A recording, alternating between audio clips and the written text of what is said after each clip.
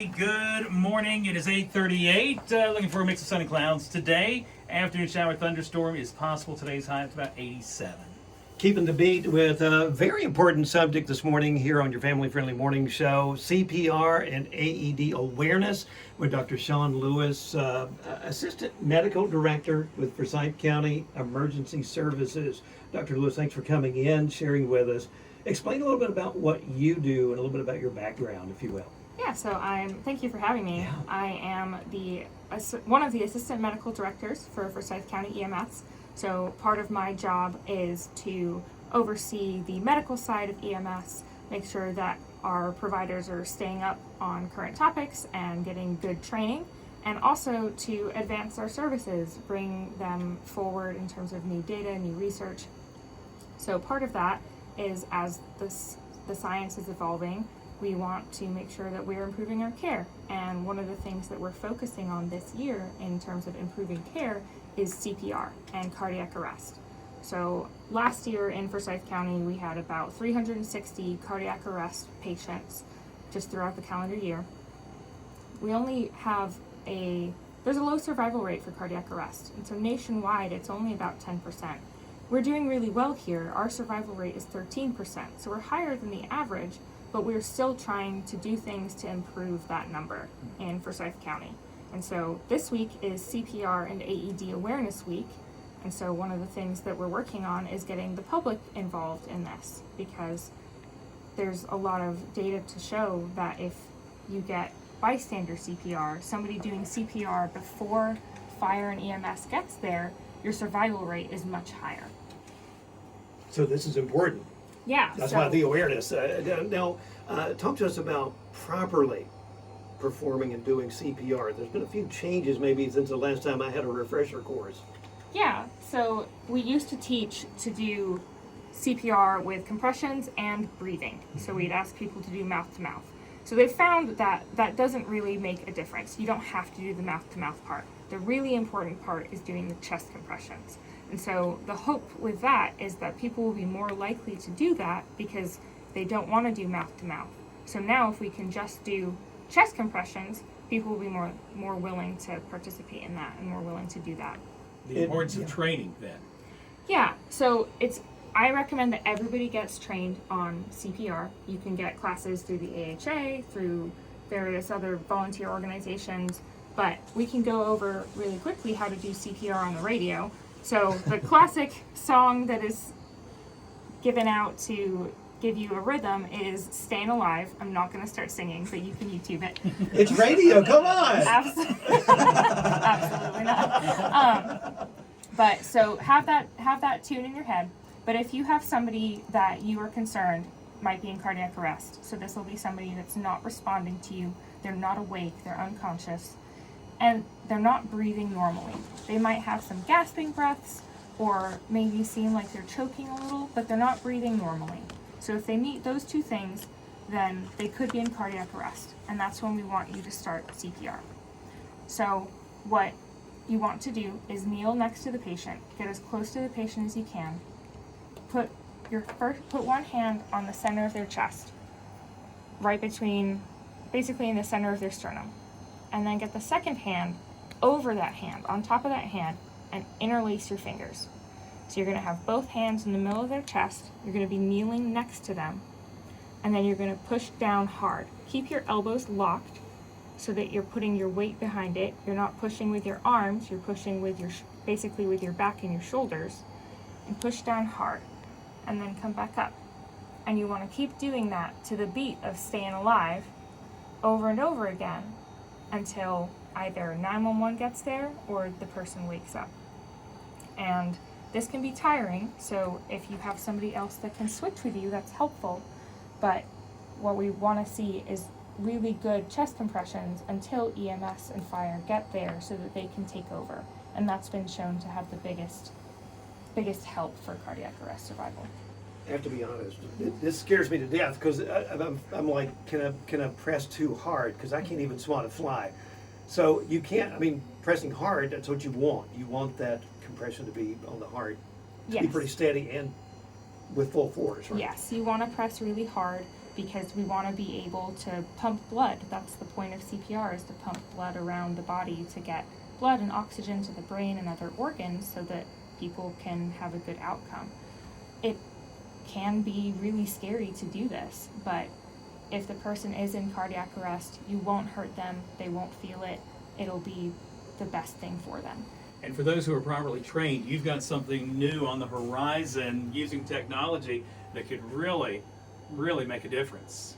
Yeah, so we're partnering with an app called PulsePoint. What that is it's a geolocation app essentially, where if you have it installed on your phone and an EMS call comes out for a CPR, for a cardiac arrest, if you have it installed in your phone, it'll ding your phone, it'll send a notification saying there's a cardiac arrest nearby.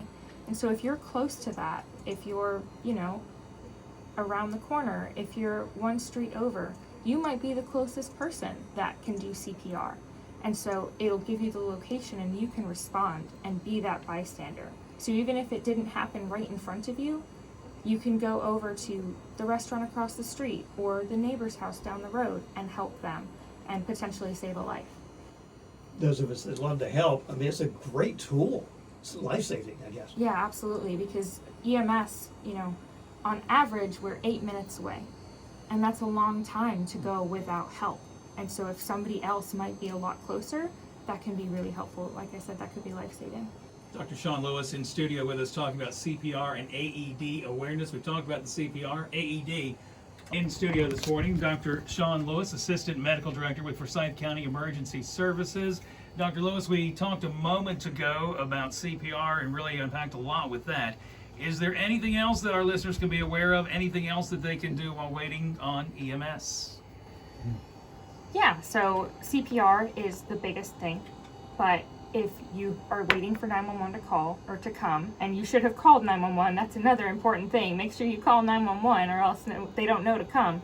But if you're still waiting, you're doing CPR, another important thing that people can do to help improve survival is get an AED. So an AED is an automatic external defibrillator. It's what you see on TV when they're shocking someone.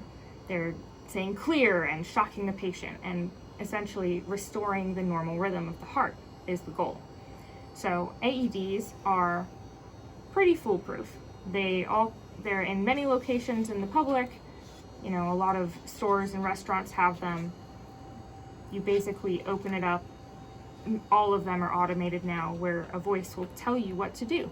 It'll say, place pads on patient. The pads have little pictures on them to show you where to put them. So typically one goes on the person's right upper chest, so kind of over where like a pocket might be on a shirt, and the other one goes kind of under their left arm on the side of their chest, but there's pictures on the pads to show you where to put them. And then the AED will tell you to just continue CPR, and it'll tell you if you're going to need to shock the patient. It'll say clear, and then it'll just say push the button. So you don't have to know how to use these things in advance. You just have to know how to open the box, and it'll tell you what to do. But most people don't have an AED in their home. So, and we found that 77% of cardiac arrests happen in the home.